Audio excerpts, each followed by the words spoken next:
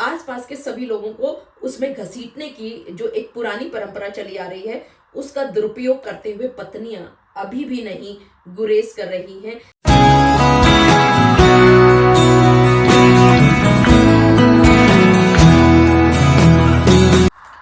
अक्सर आप लोगों ने सुना होगा कि दहेज की मांग की जाती है किसी भी पत्नी के द्वारा और एक एफआईआर लॉन्च हो जाती है और आप पति लोग अक्सर थरथरा जाते हैं, घबरा जाते हैं कि न जाने अब कोर्ट में आपका क्या होगा। लेकिन क्या सिर्फ दहेज की मांग करना ही पर्याप्त है एक एफआईआर को लॉन्च करने के लिए, और वो भी उन व्यक्तियों के खिलाफ जो पति और पत्नी के साथ नहीं रहते हैं, कहीं दूर रहते हैं, या सिर्फ एक या दो इंसिडेंट उनके खिलाफ दिखाए जाते हैं, तो क्या उनके खिलाफ भी एफआईआर लॉन्च की जा सकती है 498A में? जी हाँ, आप सभी ने बिल्कुल ठीक समझा। इसी तरह की छोटी छोटी बातें आपके दिमाग में अक्सर आती रहती हैं और इन्हीं सब का जवाब देने के लिए आपके बीच में उपस्थित हुई हूँ आज दिल्ली हाई कोर्ट के एक बहुत ही प्यारे निर्णय के साथ, जो कहता है कि सिर्फ दहेज की मांग 498A के तहत अपराध नहीं होती है। मैं एडवोकेट मोहिनी मोना आप सभी का पुनः स्वागत करती हूं और आप सभी देख रहे हैं आप सभी का पसंदीदा चैनल मोहिनी मोना एडवोकेट। अगर आपने मेरे इस चैनल को अभी तक सब्सक्राइब ना किया हो या आप मेरे इस चैनल के लिए नए हैं तो इसको जल्दी से जल्दी सब्सक्राइब कर दीजिएगा ताकि आपको इसी तरह के लीगल इंफॉर्मेटिव वीडियोस की नोटिफिकेशन सबसे पहले मिल सके। चलिए इस वीडियो में आगे चलने से पहले केस का टाइटल समझ लेते हैं, जान लेते हैं कि क्या है। Vanita Gupta and another versus state of LCTD and another. ये बहुत ही प्यारा जजमेंट आया है। यहां पर 498A के तहत जो FIR लॉन्च की गई थी उसको क्वैश कराने के लिए पिटिशनर पहुंचते हैं दिल्ली हाई कोर्ट में। एक FIR 10 सितंबर 2019 को लॉन्च की गई थी जो कि 20 जून 2019 की कंप्लेंट पर दर्ज की गई थी। थोड़ा सा और बैक में चलते हैं। ये जो 498A की जो FIR है जिसको क्वैश कराने के लिए ये पिटिशनर्स पहुंचे हैं, ये लॉन्च की गई थी इस कंप्लेनेंट के द्वारा अपने पति, उसकी फैमिली और ये दोनों पिटिशनर जो कि बुआ सास और फूफा ससुर हैं। और पीछे चलते हैं फ्लैशबैक में। 6 जून 2018 को एक शादी की जाती है वीजा पर्पसेस के लिए और यहाँ पर जो एक FIR बाद में एक जो लॉन्च की गई थी उसमें एलिगेशंस लगाए जाते हैं इस कंप्लेनेंट यानी कि पत्नी के द्वारा कि शुरू में उसने मना किया था, लेकिन बाद में ये जो दोनों पिटिशनर्स हैं यानी कि बुआ सास और फूफा ससुर हैं, उनके अश्योरेंस के बाद उसने इस शादी के लिए हामी भरी थी। फिर ये आगे कहती हैं कि ये जो इसके पति हैं ये अल्कोहलिक हैं और लालची हैं, और आगे ये एलिगेशंस लगाती हैं कि 27/10/2018 को करवा चौथ के उपलक्ष्य में ये आगे एलिगेशंस लगाते हुए कहती हैं कि ये पिटिशनर्स कहते हैं कि उनको एक्सपेक्टेशन है कि उनके हस्बैंड को गुरुग्राम में प्रॉपर्टी दिलवाई जाएगी या उनके नाम पे फ्लैट ट्रांसफर कराया जाएगा। फिर ये आगे ये कहती हैं ये पत्नी कि जब इनकी तरफ से मनाही होती है तो उनको धमकियां दी जाती हैं। और आगे ये कहती हैं कि 4/11/2018 को दिवाली के उपलक्ष्य में इनके हस्बैंड और पिटिशनर्स इनके मामा के घर पे जाते हैं और फिर दोबारा से डिमांड की बात ये कहती हैं। फिर आगे ये कहती हैं कि 10 दिसंबर 2018 को और 11 दिसंबर 2018 को जो फंक्शन किए गए थे शादी के, वो इन सभी की यानी कि जितने भी ससुराल पक्ष के लोग हैं इन सभी की डिमांड को देखते हुए किए गए थे। फिर ये आगे कहती हैं कि ज्वेलरी और क्लोथ्स तो इनकी तरफ से दिए जाते हैं यानी कि पत्नी की तरफ से पति पक्ष को, लेकिन प्रॉपर्टी नहीं दी जाती है। फिर आगे ये कहती हैं कि ससुराल पक्ष की तरफ से फेरे पर नहीं बैठने की बात होती है और मिसबिहेव किया जाता है गेस्ट के साथ क्योंकि प्रॉपर्टी नहीं दी गई थी। फिर आगे कहती हैं कि जो ज्वेलरी दी गई थी ससुराल पक्ष को उनको पसंद नहीं आती है और शादी के बाद इन सभी का व्यवहार चेंज होने की बात भी वो कहती हैं, और ये भी कहती हैं कि जितनी भी ज्वेलरी है वो सास की कस्टडी में है। फिर आगे वो कहती हैं कि हनीमून में ये गए हैं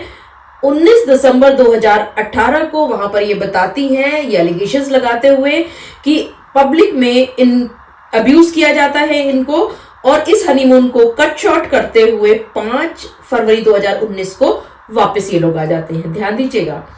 19 दिसंबर 2018 को ये गए हैं और 5 फरवरी 2019 को ये हनीमून को छोटा बना करके लगभग 1.5-2 महीने के बाद ये वापस आए हैं। और फिर आगे ये कहती हैं कि 10 लाख रुपए जो है हनीमून पर गिफ्ट की डिमांड इनकी तरफ से की जाती है। और फिर आगे ये एलिगेशंस लगाते हुए कहती हैं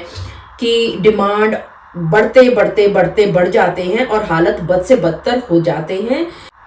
फिर आगे ये एलिगेशंस लगाते हुए कहती हैं कि ये घर में इनको यानी कि इस पत्नी को एक्सपेंसेस के लिए यानी खर्चे के लिए पैसे नहीं दिए जाते थे, उनके साथ मेंटल और फिजिकल अब्यूज किया जाता है, और ये घर छोड़ देती हैं 15 फरवरी 2019 को। उसके बाद ये कहती हैं कि 3 मार्च 2019 को ये जो कंप्लेनेंट है इसके माताजी और पिताजी ने विजिट किया इन पिटिशनर्स के घर पर कुछ हल निकालने के लिए, और वहां पर यह भी पता चला कि हस्बैंड जो है अपनी फैमिली के साथ इस कंट्री को छोड़ के जा चुके हैं। फिर आगे ये बताती हैं कि ये मुंबई वाला जो घर है जहां पर, क्योंकि ये मैं आपको शायद बताना भूल गई कि ये इस पूरी कंप्लेंट में ये भी कहती हैं कि दिल्ली वाले घर में ये बहुत थोड़ी देर के लिए रही थी, मैट्रिमोनियल होम जो मुंबई में है वहां पर ये ज्यादा दिन तक रही थी। तो आगे ये बताती हैं कि जब ये वापस आ गई थी और इनको पता चला था कि इनकी पूरी फैमिली जो है अब्रॉड में शिफ्ट हो चुकी है, तो ये मुंबई वाले घर में जाती हैं डॉक्यूमेंट्स वगैरह लेने के लिए। वहां पर इंस्ट्रक्शंस ये आगे से मिली होती हैं, यानी कि ये लांछन लगा रही हैं कि इनके ससुराल पक्ष ने इंस्ट्रक्शंस दे दी थी कि इनको घर में ना घुसने दिया जाए, तो ये घर में घुस नहीं पाती और नहीं लेकर के आ पाती वो सारे के सारे डॉक्यूमेंट्स। उसके बाद ये स्त्री धन की लिस्ट और बिल्स वगैरह वो जमा कर देती हैं CAW सेल में, और 161 के बयान इनके दर्ज किए जाते हैं इस कंप्लेनेंट के, जहां पर वो ये कहती हैं कि इन पर बार बार प्रेशर किया जा रहा था कि सूरज यानी कि इनके पति के नाम पर ये प्रॉपर्टी या तो ट्रांसफर कर दी जाए या इनके नाम पर खरीद करके दी जाए गुरुग्राम में। फिर ये एक और एलिगेशंस लगाती हैं कि जब इस कंप्लेनेंट के माताजी और पिताजी पहुंचते हैं अपनी स्टेटमेंट रिकॉर्ड कराने के लिए, तो वो कहते हैं कि जो कंप्लेनेंट है यानी कि इनकी बेटी के इन लॉज हैं, उनकी डिमांड की वजह से ही 11 दिसंबर और 12 दिसंबर 2018 में फंक्शंस ऑर्गेनाइज किए गए थे। और फिर ये बताते हैं कि इनकी बेटी यानी कि कंप्लेनेंट ने ये बताया था कि 10 लाख की मांग इनकी की जा रही है इस लड़की के द्वारा, और जब ये पूरी नहीं हो पाई तो इनका जो पति है सूरज ने उसको नशे की हालत में मारा। चार्जशीट दायर हो जाती है कोर्ट में, ट्रायल कोर्ट कॉग्निजेंस लेती है, उसके बाद समन्स इशू किए जाते हैं अक्यूज को और इन पिटिशनर्स को, ये लोग एग्रीव्ड होते हैं, और उसके बाद ये प्रेजेंट अपील जो है हाई कोर्ट में पहुंचती है इस FIR को क्वैश कराने के लिए। यहां पर ये जो पिटिशनर्स हैं ये कहते हैं कि ये जो पिटिशनर्स हैं ये सूरज या पति कहे इस कंप्लेनेंट के, इसके इमीडिएट फैमिली मेंबर्स नहीं हैं, ये लोग कभी भी एक साथ नहीं रहे हैं, ना शादी से पहले कभी साथ में रहे हैं, ना शादी के बाद कभी रहे हैं। और अगर पूरी FIR में देखा जाए तो सिर्फ एक इंसिडेंट इन्होंने दिखाया है कि या तो इस पति के घर नाम पर ये एक घर खरीदा जाए या उसके नाम पर ट्रांसफर किया जाए, ऐसा एक इंसिडेंट ये दिखा रही हैं। और ये जो कंप्लेनेंट है ये खुद ही बता रही हैं अपनी FIR में कि वो दिल्ली में सिर्फ कुछ ही दिन पर रही हैं, वो मुंबई में मैट्रिमोनियल होम में रही हैं। यहाँ पर पिटिशनर साइड का कहना है कि वो लोग दिल्ली में रहते हैं और इस लड़की ने सिर्फ प्रेशर बनाने के लिए ये FIR लॉन्च की है। ये लोग कभी भी साथ में नहीं रहे हैं, एलिगेशंस जो है कोई भी सच्चे नहीं हैं, सारे झूठे हैं, सिर्फ ये दिखाने के लिए कि 498A की डिमांड उनके ऊपर की जा रही है। यहाँ पर एक बात ये भी आई है, ये भी कहा गया इस पिटिशनर्स के द्वारा कि सिर्फ 498A की अगर डिमांड की बात की जाए तो वो 498A वहां से नहीं लागू की जा सकती, नहीं चलती। सिर्फ और सिर्फ वेग एलिगेशंस यहां पर लगाए हुए हैं, कहीं पर भी कोई मटेरियल एविडेंस नहीं है। प्रॉपर इन्वेस्टिगेशन न होने की भी बात कही पिटीशनर्स ने।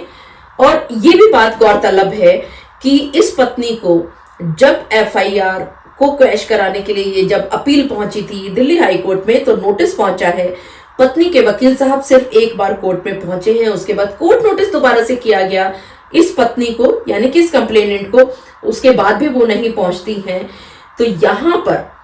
बहुत सारे जजमेंट्स का हवाला दिया जाता है, बहुत विस्तार से चर्चा की जाती है, और इन सभी बारीकियों पर चर्चा करते हुए 498A की परिभाषा को अच्छी तरह से खंगालने के बाद अंत में कोर्ट के द्वारा कुछ विशिष्ट बातें कही जाती हैं। पहला तो एम्फेसिस इस बात पर किया जाता है कि ये जो पिटीशनर्स हैं, ये बुआ सास और ये फूफा ससुर, ये और कंप्लेनेंट कभी भी एक साथ नहीं रहे। और यहां पर हाईकोर्ट के द्वारा एक और बात पर जोर दिया गया कि इस कंप्लेनेंट के पेरेंट्स इन पिटीशनर्स के घर पर पहुंचते हैं, ये जो परेशानी आई है या ये जो भी कुछ डिस्प्यूट अरोज हुए हैं between this husband and wife, इसको सेटल डाउन करने के लिए या इसका कुछ हल निकालने के लिए। तो इससे बिल्कुल साफ होता है, कहा दिल्ली हाईकोर्ट ने, कि इस बुआ सास और इस फूफा ससुर ने कोई भी दबाव नहीं डाला हुआ नजर आ रहा, कोई भी प्रेशर किया हुआ नजर नहीं आता हुआ। इसके साथ साथ दिल्ली हाईकोर्ट ने यह भी कहा कि इस कंप्लेनेंट ने इंसिडेंट दिखाए हैं 27/10/2018 को, ये वापस अपने मायके में आ गई है ससुराल को छोड़ करके 15 फरवरी 2019 को, और ये कंप्लेंट की जाती है 20 जून 2019 को, इतने सारे डिले के बाद, और इस डिले के बारे में कहीं पर भी कुछ भी बात नहीं की जाती। इसके साथ साथ दिल्ली हाईकोर्ट ने इस बात पर भी बहुत ध्यान आकर्षित किया इसकी कि इस कंप्लेनेंट को नोटिस दिया जाता है कोर्ट के द्वारा, एक बार वकील साहब उनकी तरफ से आते हैं, हाजिर होते हैं, लेकिन उसके बाद कोर्ट नोटिस करने के बावजूद भी उस तरफ से कोई भी नहीं होती। और अगर फिर भी प्रोसीडिंग्स इन बुआ सास और इन फूफा ससुर के द्वारा के ऊपर अगर ट्रायल कोर्ट के द्वारा चलती है, तो ये abuse of process of law होगा। तो देखा आप सभी ने कि दिल्ली हाई कोर्ट ने कितना प्यारा जजमेंट आप सभी को दिया है। आपके केसेस में भी ऐसा हो सकता है कि बहुत दूर दूर के रिश्तेदार सिर्फ प्रेशर को बिल्टअप करने के लिए, सिर्फ 498A की एफआईआर को मजबूती देने के लिए आसपास के सभी लोगों को उसमें घसीटने की जो एक पुरानी परंपरा चली आ रही है, उसका दुरुपयोग करते हुए पत्नियां अभी भी नहीं गुरेज कर रही हैं। लेकिन बहुत प्यारी प्यारी जजमेंट्स आपके फेवर में आ रही है। अगर आपको भी ये जो जजमेंट है Vanita Gupta and another versus state of NCTD and another, अगर आपको ये जजमेंट चाहिए तो आप इस दिए हुए व्हाट्सएप नंबर पर एक मैसेज कीजिएगा, आपको फ्री ऑफ कॉस्ट ये